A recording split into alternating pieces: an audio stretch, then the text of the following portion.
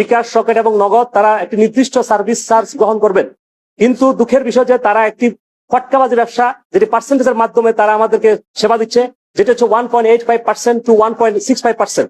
এই পার্সেন্টেজের গেড়াকলে পরে এই ধোঁকাবাজিতে বাংলাদেশের দরিদ্র মানুষগুলো আজকে অসহায় অবস্থায় চলে আছে। যেমন আমি যদি একটি বাংলাদেশের কোন একটা ব্যাংক থেকে 1 লক্ষ টাকা ট্রানজাকশন করি, ব্যাংক থেকে ব্যাংক, সেখানে আমাকে দিতে হচ্ছে সর্বোচ্চ 10 টাকা অথবা 15 টাকা। কিন্তু বিকাশ এমন একটি ফ্রডুলেন্ট ব্যবসা করতেছে যেটি প্রতি লক্ষ টাকায় দিতে হচ্ছে 1850 টাকা।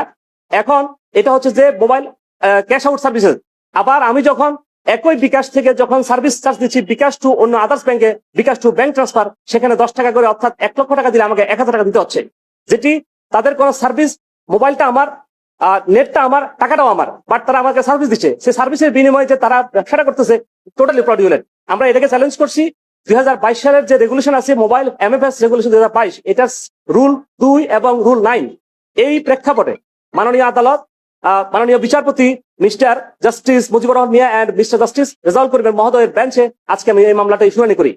আদালত আমাদের এই সকল আইন এবং সাবমিশন শুনে সন্তুষ্ট হয়ে রুল ইস্যু করেছেন। একটা বিষয়, সেটা হচ্ছে যে সার্ভিস চার্জ কেন এত অতিরিক্ত মাত্রায় নেওয়া হচ্ছে, সেটি কেন অবৈধ হবে না। দ্বিতীয়ত হচ্ছে মোবাইল ফাইন্যান্সিয়াল সার্ভিস 2022, এই আইনটি ফর্মুলেট করে নতুন একটি আইন কেন তৈরি করা হবে না।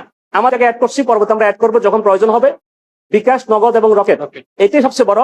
এখানে আমরা একটা টিআইবি রিপোর্টকে আমরা অ্যাড করেছি, যে টিআইবি রিপোর্ট দেখাচ্ছে যে বর্তমানে সাউথ এশিয়াতে বাংলাদেশ, মিয়ানমার, ইন্ডিয়া এবং পাকিস্তান, যেখানে তুলনামূলকভাবে ওই সকল 3টে দেশে ফ্রি সার্ভিস দিচ্ছে।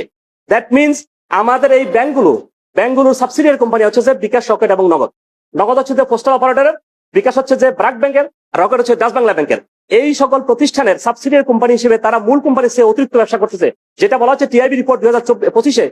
এটি বলা হচ্ছে যে একই সময়ে 5.5 কোটি গ্রাহক থেকে বিকাশ, নগদ এবং রকেট 10,139 কোটি টাকা তারা শুধুমাত্র সার্ভিস চার্জ গ্রহণ করেছে। At the same time bank আমাদের কাছ থেকে নিয়েছে মাত্র 639 কোটি টাকা।